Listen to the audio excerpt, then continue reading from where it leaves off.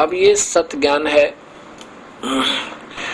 अब इस सत्संगों को सुनकर आम व्यक्ति की जुबान पर यह सत्य ज्ञान चढ़ जाएगा और हो सकता है इस दास से भी अच्छी तरह कोई बहुत मीठी मीठी बात बना के इस ज्ञान को सुनाने वाला भी आपको मिल जाएगा। और आपके अंदर एक विशेष कमजोरी है हमारे अंदर कि हम किसी की लतीफेदार बातें सुन ले उस पर इतने प्रभावित हो जाते हैं बहुत गणे, फिर उसकी महिमा गाँव आइए हमारे भी सुनाइए सत्संग आजा हमारे भी। इससे क्या होगा कि आपके हृदय में उस व्यक्ति विशेष के प्रति अपने गुरुदेव से ज्यादा श्रद्धा बन जाएगी और ऐसा बनने से आप पतिव्रता पद से गिर जाओगे। ये गुरु महिमा माता है। गुरु को तजा बजा जो आना था पशुआ को फोकट ज्ञाना, उस वो आपको मीठी मीठी बातें बता सकता है इस ज्ञान के आधार पर दे कुछ नहीं सकता। जैसे प्रधानमंत्री या मुख्यमंत्री किसी विशेष स्थान पर जाते हैं, उनसे पहले वक्ता बहुत कुछ बोल देते हैं, ऐसा और जमीन आसमान मिला देते हैं, हमारी सरकार ये कर देगी, हम ये कर देंगे, लेकिन वो कर कुछ नहीं सकते, वो बोल सकते हैं। मुख्यमंत्री या प्रधानमंत्री आता है, दो शब्द कहता है कि तुम्हारा ये काम भी हो जाएगा, तुम्हारी सड़क भी बन जाएगी, तुम्हारा वाटर वर्क्स भी बन जाएगा, तुम्हारा स्कूल भी बच्चों का बन जाएगा। उसने इतना ही कहना, वो उसके शब्द में शक्ति है। और वो बोल रहे थे उनके शब्द में शक्ति नहीं है, वो नहीं कुछ कर सकते थे। ऐसे ही ये ज्ञान सुनाने वाले केवल व्यक्ति प्रभुता तो पा जाते हैं बोली समाज में, लेकिन इनके पास नाम देने का अधिकार है नहीं, शब्द शक्ति है नहीं, ये कुछ नहीं दे सकते। लेकिन हमारे अंदर एक विशेषता है या कमजोरी है, विशेष कमजोरी है। एक समय एक कमाल जो मुर्दा जीवित किया था कबीर परमेश्वर ने, अपने बच्चे की तरह रखा और उसको नाम दिया, सतनाम दिया। अब जवान बच्चा था, थोड़े से दिनों में सतगुरु की सुनकर बातों को बड़े मीठी मीठी बातें लतीफेदार सुनावर काफी संगत प्रभावित होगी और सब आकर कहें कि गुरुदेव बस कमाल तो आपको भी माफ करने वाला है, बहुत कमाल की बातें बताता है, बस हद कर रखी है उसने तो। कबीर साहब कहा करते थे, बातें बताना और बनाना ये कुछ और बात है, और समाधान नहीं है तो वो बातें व्यर्थ हैं, चाहे कितनी मीठी बनावे। और ये कह देना कि आपके तुल्य है या आपसे भी बढ़ गया है तो भी आप पतिव्रता पद से गिर गए, आपकी भावना गुरु से अटकी, आप नामहीन हो गए, आपका नाम समाप्त हुआ। इतना ही नाजुक नाता इस प्रभु की भक्ति का है। कबीर साहब ने उस कमाल को भी समझा कि नादान क्यों अपने कर्म बिगाड़े, तू अपनी भक्ति कर ले, ना गधा बना हो, ऊपर तेरे ऊपर कृपा हुई है प्रभु की, और अपनी भक्ति कर ले, इनको मत गुमराह करे। अब इन 2-4 बार सतगुरु ने उसको टोक दिया तो कमाल नाराज हो गया और जाकर के ना काफी दूर की तो और जाकर के कहीं पर अपना आश्रम बना लिया। क्यों, वो चेले चपटे जो गुरुदेव के थे वो उसके ऊपर प्रभावित हो गए थे, उसकी मीठी मीठी बातें सुनकर कि आप वहां आश्रम बना लो, अलग से रहा करो। आश्रम बना लिया, कमाल गुरुद्रोही हो गया। और गरीबदास जी कहते हैं, गुरुद्रोही की पैड़ पे जय पग आवे वीर, 84 निश्चय पड़े नु सतगुरु कहे कबीर। पूरे संत परमात्मा तुल कबीर परमेश्वर ने छोड़कर गुरुद्रोही हो जाना, गुरु से दुश्मनी कर लेना, बराबर में आश्रम बना लेना है, ऐसे ऐसे करना, ये गुरुद्रोही कहलाता है, गुरु की निंदा करना। तो वहां आश्रम बना लिया और ये हमारे जैसे भोले भगत मूड और कमाल था चतुर प्राणी, बातें वही बतावे लेकिन ज्ञान उसके पास नाम देने का आदेश था को नहीं। तो यहाँ कहा कि चतुर प्राणी चोर हैं, ये मूड मुग्ध है ठोठ, और संतों के नहीं काम की इनके देगल जोठ। इतने सत्संग सुनकर फिर भी आन संत से भगत से प्रभावित होते हैं तो उनको कोई ज्ञान नहीं, उनका पल्ला वो तो मूड है, और वो मूड उन नादान नीचों जैसे ही है, कमाल जैसे के, और उनके पीछे पड़े रहो और जाओ नरक में दोनों। अब कमाल वहां आश्रम बना कर रहने लगा, खूब मीठी मीठी बातें सुनाओ। वो जो श्रोतागण थे बहुत गुण आने लगे, आश्रम भर जावे, सत्संग सुनावे हर हफ्ते में एक दिन। अब क्या हुआ, कुछ दिनों के बाद उन श्रोता गुणों का नुकसान होने लगे, क्योंकि परमात्मा ने जो सहारा दे रखा था वो वापस कर दिया, कनेक्शन डिस्कनेक्ट हुआ, बिजली आई नहीं, पावर नहीं आई, तो पंखे चलने बंद हो गए, तो उनको सुविधा समाप्त हुई। कुछ दिनों में उनकी वह सब हानियां होने लगी। अब आपको कितने ही मीठी बात बताता हो कोई और एक नुकसान हो जावे, आपने उस संत की बात कति नहीं सुनावे, दोबारा नहीं जा सकते वहां पे। तो ऐसा ही पहले तो मीठी मीठी बातें अच्छी लगे थी, क्योंकि अच्छा सुरीली आवाज थी, जवान लड़का था, खूब बोल बोल को सुनाओ था। थोड़े से दिना में वहां पर 5 व्यक्ति जान लग गए। अब कमाल ने सोचा भाई क्या बात हुई, कोई भी नहीं आता। तो उसने क्या किया कि गुरुदेव का भंडारा करेंगे, कबीर साहब की कहते वर्षगांठ बनाएंगे, जन्मदिन, ये उसने समय निहित कर दिया और जगह जगह प्रचार कर दिया। तो सोचा, गांव में बहुत कुछ कहा। तो वो निश्चित जब दिन आया, सबको कहा कि सब दूध देकर जाना नगर निवासियों को, और खीर बनाएंगे, भंडारा करेंगे साहिब के नाम पे। अब उस नगरी वालों में कबीर साहब की कृपा से ऐसी चेतावनी, अंदर से ऐसी धारणा भर दी कबीर साहब ने कि हर व्यक्ति, क्योंकि जून का महीना कबीर साहब की जयंती जून में आवे, जेठ में, उसमें दूध भी पशुओं के नीचे बहुत कम हो जाता है, बहुत कम दूध वाले पशु दूध देते हैं। तो हर व्यक्ति के मन में ऐसी धारणा भर दी कि मैं आज सुबह भंडारे में वक्त दूध डालाऊंगा, और दूध की जगह पर पानी डालाऊंगा, जल। और किसने दिखा है मेरे 1 गिलास पानी में, और सब तो दूध डाले ही डालेंगे, वहां मेरा 1 गिलास जल होगा तो क्या पता लगेगा। अब ये सोच के सुबह उठे और लोटे में जल भरे और ढके कपड़े से ढककर, और वहां जाकर कहे सत साहेब महाराज जी, कमाल का सत साहेब भाई, सत साहेब आ गए? कहाँ जी? दूध लाए हो? कहाँ जी? डाल दो वहां पात्र में। बाहर एक पात्र रखा था, अब जावे और पात्र पे भी कपड़ा डाला हुआ था, कपड़ा ऐसे करे और नीचे डाले पानी, चल पड़े। सभी के सभी, कोई एक आधा तो दूध लाया नहीं, सभी की ऐसी धारणा होगी लोटा लावे और सत साहेब बोले और दिखावे कि हम लाए हैं, और ड्राम में डाल जावे। वो सुबह पानी का ठोक दिया, वो जल का भर गया सारा। अब कमाल बड़ा प्रसन्न हुआ, क्या तो सारा ही गांव झुक गया, या तो 5-4 ही आते थे। उसने सोचा कि फिर तेरे पे गांव प्रसन्न हो गया।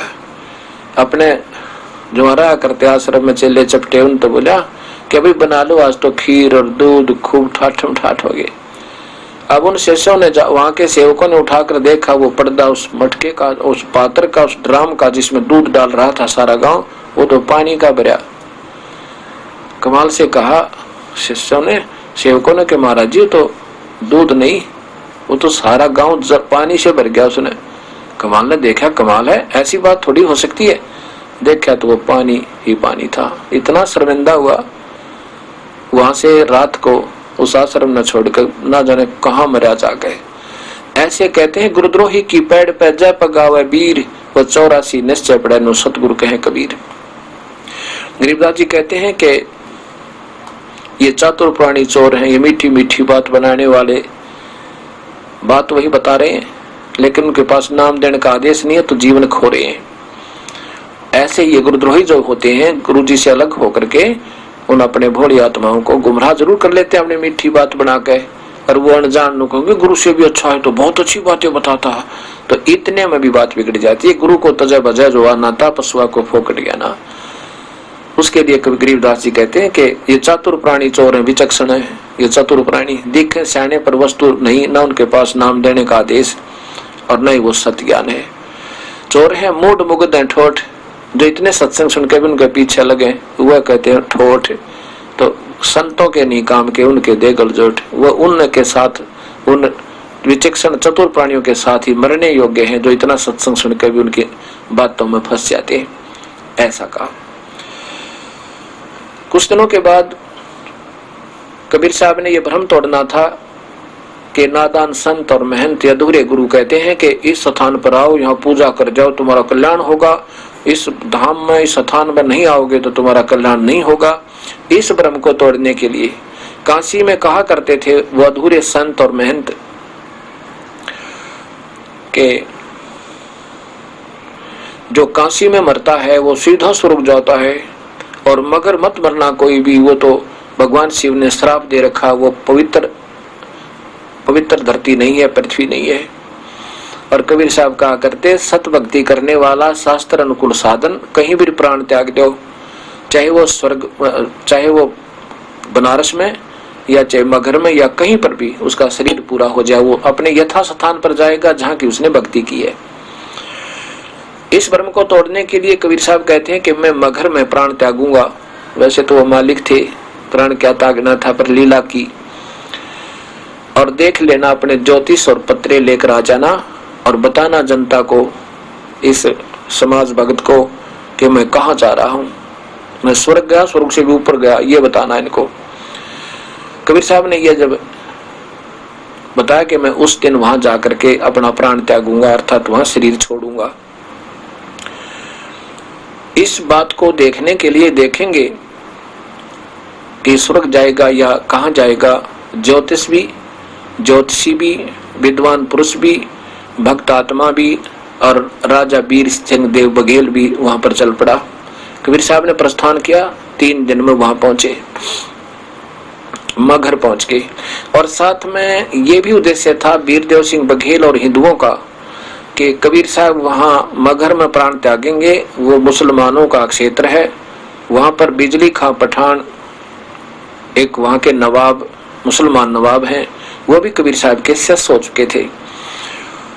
अब ये सोचकर कि हम वहां से अब महाराज जी के शव को लेकर आएंगे और बनारस में काशी में आकर इनका अंतिम संस्कार करेंगे, हिंदू रीति थे, कहीं मुसलमान ना रख ले, इसलिए सेना भी साथ लेकर चल पड़ा।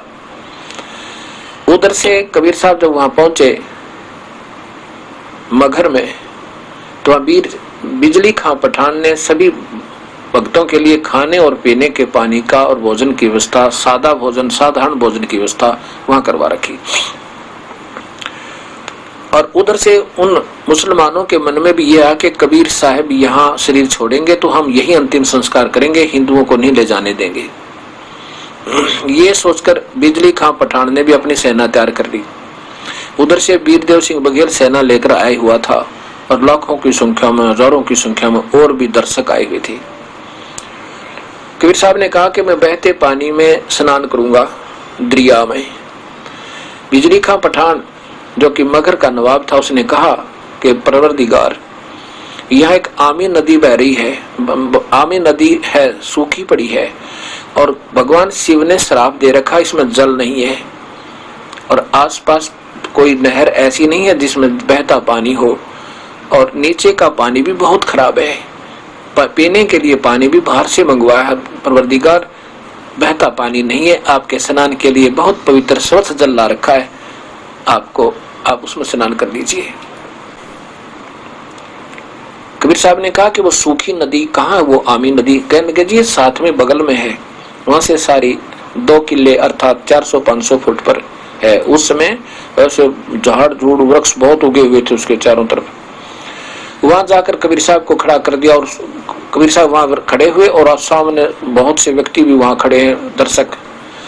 कबीर साहब ने ऐसे इशारा किया जैसे ट्रैफिक का सिपाही करता है, यातायात वाला सिपाही ऐसे कर देता तो सभी गाड़ियां भाग लेती हैं, ऐसे जैसे रेड लाइट ऑफ होगी हो। कबीर साहब ने ऐसे किया, ऐसे तो काफी दूरी पर जैसे धमाका सा हुआ, जैसे कोई स्रोत सा पानी का फूटा और कुछ ही अक्षणों में, कुछ ही मिनटों में वो नदी दरिया भर कर चल पड़ी और पूरा पानी भर गया। निर्मल जल का सब नायर, जय बोली बंदी छोड़ की, बोलो कबीर साहेब की जय। वो आमी नदी पूरे निर्मल जल तक भर कर चल पड़ी। वो शिव जी का श्राप भी खत्म कर दिया। कबीर साहब तीनों तापों का भी विनाश कर सकते हैं, ये ब्रह्मा विष्णु महेश और श्री राम आदि नहीं कर सकते। जैसे भगवान विष्णु को श्राप दिया था नारद जी ने कि जैसे मैं दुखी हुआ आज अपनी पत्नी के वियोग में, तो भी आप भी एक सारी आयु ऐसे ही पत्नी वियोग में बिताएगा, और वो ज्यों का त्यों हुआ। अर्थात कबीर साहब गरीबदास जी कहते हैं, तुम कौन राम का जपते जापम, अर्थात कटे न तीनों तापम। दुर्वासा जी ने श्राप दे दिया, यादव कुल का विनाश होगा। सारे 56 करोड़ यादव आपस में लड़ झगड़ कर विनाश को प्राप्त हुए और भगवान श्री कृष्ण जी के पैर में भी तीर लग कर विनाश, उनकी मृत्यु हुई। वो अपने भी 3 ताप को, श्राप को नहीं टाल सके। अब कबीर साहब ने कहा भी एक चादर नीचे बछाओ और एक ऊपर ओढ़ूंगा, 2 चादर ला दो। नीचे एक चादर बिछा दी, ऊपर सुगंधी छोटे छोटे 3-3, 4-4 इंच 6 इंच फूल बिछा दिए नीचे का सुगंधित, गुरुदेव ऊपर लेटेंगे। अब देखा कबीर साहब ने कि भाई ये सेना किस लिए लाए हो, वीरदेव सिंह बघेल और बिजली खां, ये सेना किस लिए लाए हो। अब वो दोनों नरेश तो नवाब और वो बिजली खां पठान और वीरदेव सिंह बघेल कांसी नरेश नीची गर्दन करके बोले नहीं। जो दूसरे खड़े थे ना हिंदू और मुसलमान, वो कहने लगे, हिंदू कहने लगे कि हम आपके शव को कांसी ले जाएंगे, हिंदू रीति से आपका अंतिम संस्कार करेंगे। मुसलमान कहने लगे हम नहीं ले जाने देंगे, हम अपने पीर का मुसलमान रीति से इनका दफन करेंगे और यहाँ कब्र बनाएंगे। अब निकाल ली गोली और बंदूक हो गए खड़े, कति लड़ाई तैयार होगी। कबीर साहब बोले, अरे अनजानो, 120 साल तक मैंने तुम्हें यही समझाया, आज भी तुम अपने आप को दो मानते हो। नादान, तुम एक पिता की संतान, एक हमारा तुम्हारा कुल मालिक और मैं ही वो कबीर परमेश्वर हूं, और आज भी तुम नारे नारे बनकर लड़ रहे हो। कबीर साहब ने 1 घंटे तक समझाया। तो कहने लगे, तुमने क्या सीखा मेरे तय, नादान कहीं के। और सुन लो, अगर तुमने जरा सी भी कोई हरकत की, लड़ाई की, तो मेरे से बुरा नहीं होगा। पर एक बात सुनो, लड़ना नहीं बच्चों। एक चादर में नीचे बिछाऊंगा, एक ऊपर, एक चादर हिंदू ले लेना, एक मुसलमान, और मेरे सब में चादर के नीचे जो भी चीज मिले, ये शरीर नहीं मिलेगा। अगर तुम्हें शरीर भी मिल जाए तो आधा आधा काट देना, पर लड़ना नहीं है। सब बोले ठीक है गुरुदेव, जैसे आप कहोगे। लेकिन मन में न्यू थी, एक बार गुरुजी प्राण त्याग दें, फिर पाछे जो देखेंगे, जो करना वो करेंगे। कबीर साहब ने ऐसा ही किया। एक चादर नीचे बिछा रखी थी, उसके ऊपर दूसरी ओढ़ करके लेट गए। थोड़ी देर में आकाशवाणी हुई कि देखो मैं आकाश में जा रहा हूं, इसमें मुर्दा मेरा शव नहीं है। ऊपर कबीर साहब जो के चो सह शरीर जा रहे हैं, अपना तेजों में शरीर जो बहुत तेज था, और ऊपर जा रहे हैं। दूर से शरीर ज्यों का त्यों था, लेकिन गोला सा प्रकाश का दिखाई देता काफी दूरी पर। लेकिन वो सह शरीर अपने तेजों में शरीर से जा रहे थे, और आकाशवाणी की कि देखो मैं जा रहा हूं अपने सबलोक को। और जो ये कहा करते है कि ये जो मगर मरेगा वो नरक जाता है, निकाल लेना अपने पतरे। और कहा कि देख लो उठा के चादर में, मैं नहीं हूं, मेरा शरीर नहीं है। ऊपर देखा और फिर वो उठाया चादर, जितना शरीर होता है इतने ही सुगंधित फूल उस शव के समान हो गए, कति सुगंधित, जैसे अभी तोड़ कर लाए हो बागों से। अब वीर सिंह देव बघेल कांसी नरेश और बिजली हिंदू और बिजली खां पठान मगर नरेश मुसलमान एक दूसरे से सीने का लग गए, ऐसे रोए जैसे बच्चे की मां मर जाती है।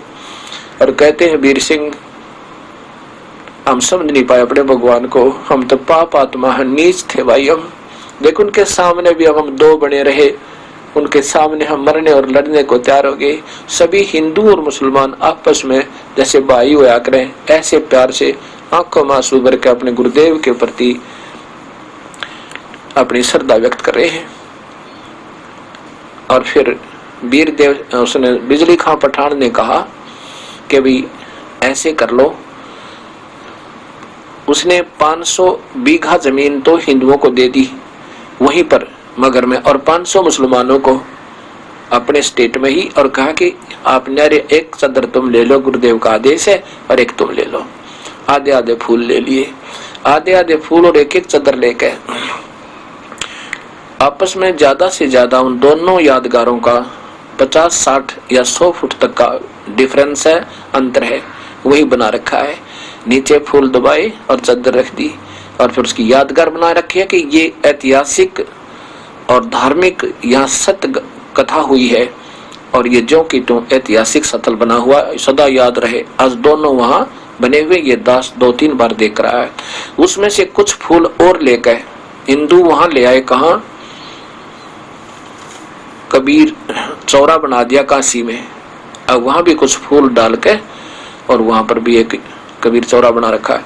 भाव ये है कहने का कि ये कबीर परमेश्वर थे, ये सहस्रीर आए थे और सहस्रीर वापस चले गए थे। ये पूर्ण परमात्मा है, अनंत कोटि ब्रह्मांड के मालिक हैं। बोलो सतगुरुदेव के जय।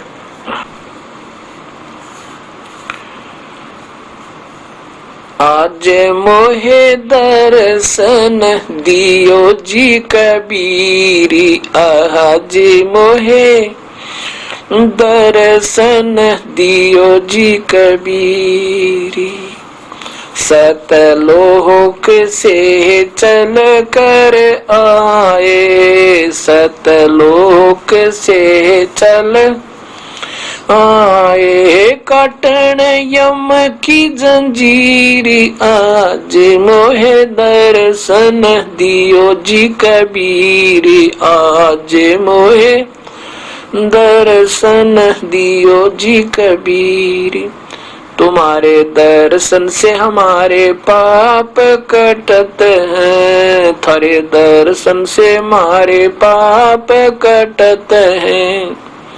निर्मल ओवजी शरीर, आज मोहे दर्शन दियो जी कबीरी, आज मोहे दियो जी कबीर। अमृत भोजन हमरे सतगुरु जी में, अमृत भोजन हमरे सतगुरु जी में। शब्द दूध की खीर, आज मोहे दर्शन दियो जी कबीर, आज मोहे दियो जी कबीर। हिंदू के तुम देव कहाए, हिंदू के तुम देव कहाए। मुसलमान के पीर, आज मोहे दर्शन दियो जी कबीर, आज मोहे दर्शन दियो जी कबीर। दोनों धर्मों का झगड़ा छिड़ गया, दोनों दीन का झगड़ा छिड़ गया। टोहे ना पाए शरीर, आज मोहे दर्शन दियो जी कबीर, आज मोहे दर्शन दियो जी कबीर। धर्मदास की अरज गुसाई, धर्मदास की अरज गुसाई। खेवा लंगाइयो पर ले तीर, आज मोहे दर्शन दियो जी कबीर, आज मोहे दर्शन दियो जी कबीर। धर्मदास जी ने ऐसे अपने कबीर परमेश्वर की महिमा सुनाई। और इसी प्रकार जिन जिन महापुरुषों ने कबीर साहब का साक्षात्कार हुआ और सतलोक देखा, उनमें उन्होंने अपने प्रभु के गुण गाए। अब देखो उसमें मुल्कदास जी को जब कबीर साहब ने अपना सतज्ञान दिया था, उस पर क्या सुनाया। जपो रे मने सतगुरु नाम कबीर, जपो रे मने परमेश्वर नाम कबीर। एक समय गुरु बंसी बजाई कालंदरी के तीर, एक समय गुरु बंसी बजाई कालंदरी के तीर। सुर नर मुनि जन थकत भये वो, रुक गया दरिया नीर। जपो रे मन सतगुरु नाम कबीर, जपो रे मन साहेब नाम कबीर। काशी तज गुरु मगहर पहुँचे दोनों दीन के पीर, काशी तज गुरु मगहर पहुँचे दोनों धर्मों के पीर। कोई गाडे कोई अग्न जनावे, नेक नदर रे दीर। जपो रे मन परमेश्वर नाम कबीर, जपो रे मन साहेब नाम कबीर। चार दाग से न्यारे सतगुरु टोया न पाया शरीर। चार दाग से न्यारे सतगुरु ढूंढा न पाया शरीर। दास मलूक सलूक कहते हैं खोजो खसम कबीर। जपोरे मन साहेब नाम कबीर। जपोरे मन परमेश्वर नाम कबीर। मुलुकदास जी कहते हैं जपो रे मन उस परम पिता का नाम कबीर जो उन्होंने हमें उपदेश दिया, उस मंत्र का जाप करो। एक समय गुरु बंसी बजाई जमुना के तीर। जैसे भगवान श्री कृष्ण ने भी मुरली बजाई थी, उनकी भी मुरली में कसक थी, लेकिन कबीर साहब पूर्ण परमात्मा की जो मुरली में कसक है वो उनसे कोई असंख्य गुना ज्यादा होती है। तो कबीर साहब ने भी वहां उस जमुना के किनारे एक प्रकट होकर और मुरली बजा के दिखाई। उस समय कहते हैं स्वर्ग और नर सब देवता के वहां चारों तरफ से ऊपर आकाश में देख रहे हैं, और गंगा जमुना का पानी भी स्थिर हो गया, जाम हो गया उस बंसी ने सुनने के लिए। एक समय गुरु बंसी बजाई कालंदरी के तीर, और सुर नर मुनिजन सब थकत भये हैं, रुक गया दरिया नीर। काशी तज गुरु मगहर पहुंचे वो दोनों दीन के पीर। काशी ने छोड़कर गुरुदेव मगहर गए।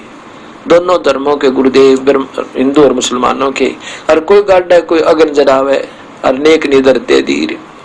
चार दाग में नहीं आया प्रभु कबीर साहब, कभी नहीं आते चार दाग में। जैसे चार दाग होते हैं, जैसे एक तो आकाश में ऐसे जंगल में डाल देते हैं सबको, कोई ऐसे भी कबीले होते हैं, और कोई जल प्रवाह कर देते हैं मृत्यु होने पर, और मुसलमान जमीन में कब्र बना देते हैं, हिंदू जला देते हैं। ये चार दाग अर्थात अंतिम संस्कार करने की विधि तरीका चार प्रकार से होता है। कहते ये भी उस प्रभु के शरीर का कभी नहीं होता। चार दाग से रहित न्यारा सतगुरु ढूंढा न पाया शरीर। और दास मलोक सलोक कहता है, सलोक कहते हैं मैं सत कहूं कति हृदय से। उस खोजो खसम कबीर, खसम माने कुल मालिक कुल धनी, कबीर परमेश्वर को ढूंढ लो।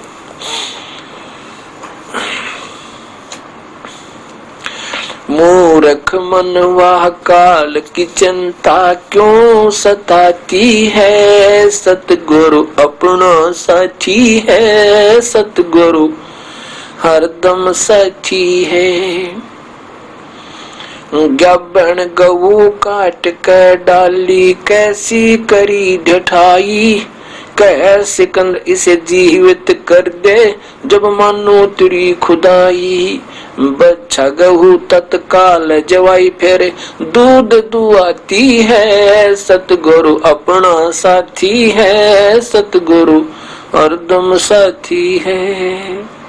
मूर्ख मनवा काल की चिंता क्यों सताती है। सतगुरु अपना साथी है, सतगुरु हरदम साथी है। इंद्रमती पर काल झपट्या सतगुरु करी सहाई। कमाल कमाली जीवित कीने सत कबीर दुआई। इंद्रमती पर काल झपट्या सतगुरु कीन सहाई। कमाल कमाली जीवित कीनी सत कबीर दुआई। सिकंदर की जलन बुझाई वो तो करामाती है। सतगुरु अपना सतगुरु हरदम साथी है। मूर्ख मनवा काल की चिंता क्यों सताती है। सतगुरु हरदम साथी है, साहेब अपना साथी है। बिजली खान पठान समझाया और इब्राहिम सुल्तानी। हिंदू राजा वीर सिंह ने सिख गुरु की मनी। बिजली खान पठान समझाया और इब्राहिम सुल्तानी। हिंदू राजा वीर सिंह ने सिख गुरु की मनी।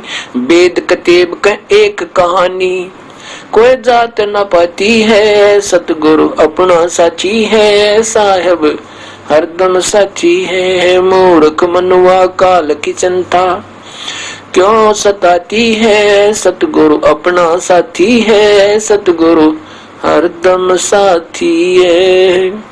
जो चाहे सो कर दे सतगुरु भरम पड़ो मत कोई, सेव दर पे शीस चढ़ाया पीछे करी रसोई।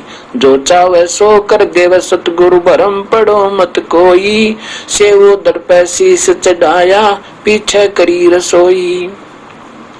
माँ बेटे की 84 खोई, ये कथा बताती है सतगुरु अपना साथी है। सतगुरु हरदम साथी है, मूर्ख मनवा काल की चिंता क्यों सताती है। सतगुरु हरदम साथी है, सतगुरु अपना साथी है। जगन्नाथ का मंदिर बचाया, जल्दी न करी चढ़ाई, साहेब कबीर के तेज के आगे फीका पड़ गया भाई। जगन्नाथ का मंदिर बचाया, समुद्र ने करी चढ़ाई, साहेब कबीर के तेज के आगे फीका पड़ गया भाई। विपर रूप धर देई दुहाई मेरी नहीं पार बसाती है, सतगुरु अपना साथी है। साहेब हरदम साथी है, मूर्ख मनवा काल की चिंता क्यों सताती है। सतगुरु अपना साथी है, साहेब हरदम साथी है। राज दरबार में साहेब कबीर ने पग पर डाला पानी, जगन्नाथ के पांडे के पैर किया पड़गी आग बुझानी। राज दरबार में साहेब कबीर ने पग पर डाला पानी, जगन्नाथ के पांडे के पैर किया पड़गी आग बुझानी। दूत भेज कर पूछी कहानी, जो की त्यों ही पाती है। सतगुरु अपना साथी है, सतगुरु हरदम साथी है। मूर्ख मनवा काल की चिंता क्यों सताती है, सतगुरु हरदम साथी है। उबलते तेल के बर्तन में डाले वह बंदी छोड़ कबीर, शेख तकी कह मंत्र से तेल की ठंडी कीन तासीर। उबलते तेल के बर्तन में डाले वो बंदी छोड़ कबीर, शेख तकी के मंत्र से तेल की ठंडी की करी तासीर। उंगली डाली ना सही पीर, सिकंदर को मूर्छा आ जाती है। सतगुरु अपना साथी है, सतगुरु हरदम साथी है। मूर्ख मनवा काल की चिंता क्यों सताती है। सतगुरु अपना साथी है। साहिब कबीर को काटन चाला वो शेख तकी जलील, आर पार तलवार निकल जा समझा नहीं खलील। साहिब कबीर को काटने चला वो शेख तकी जलील, आर पार तलवार निकल जा समझा नहीं खलील। भाग गया ना लाई डील, साहिब को हंसी आ जाती है। सतगुरु अपना साथी है, साहिब हरदम साथी है। मूर्ख मनवा काल की चिंता क्यों सताती है। सतगुरु अपना साथी है, सतगुरु हरदम साथी है। शेख तकी ने जुल्म किए, शेख तकी ने जुल्म किए ये 52 करी बदमाशी। खूनी आथी आगे डाले वो बांध जुड़ अविनाशी। शेख तकी ने जुल्म गुजारे 52 करी बदमाशी। खूनी आथी आगे डाले ये बांध जुड़ अविनाशी। आथी डर से भाग जासी, दुनिया गुण गाती है। सतगुरु अपना साथी है, सतगुरु हरदम साथी है। मूर्ख मनवा काल की चिंता क्यों सताती है। सतगुरु अपना साथी है, सतगुरु हरदम साथी है। जीवा दत्ता ने सूखे खूंट पर लई परीक्षा बारी। साहेब कबीर के चरण अमृत से हरी हुई वह डरी। जीवा तत्वा ने सूखे खूंट पर लई परीक्षा वारी। साहेब कबीर के चरण अमृत से हरी हुई वह डारी। अब कबीर वट से वो जाता पुकारी। दुनिया देखने जाती है, सतगुरु अपना साथी है। सतगुरु हरदम साथी है। मूर्ख मनवा काल की चिंता क्यों सताती है। सतगुरु हरदम साथी है। रविदास कबीर हाथी चढ़ चाले, संग ले ली गण का माई। गंगो दक्षी सीम वर के, मदराजों पीवे भाई। रविदास हाथी चढ़ चाले, रविदास कबीर हाथी चढ़ चाले, संग ले ली गण का माई। गंगो दक्षी सीम वर के, मदराजों पीवे भाई।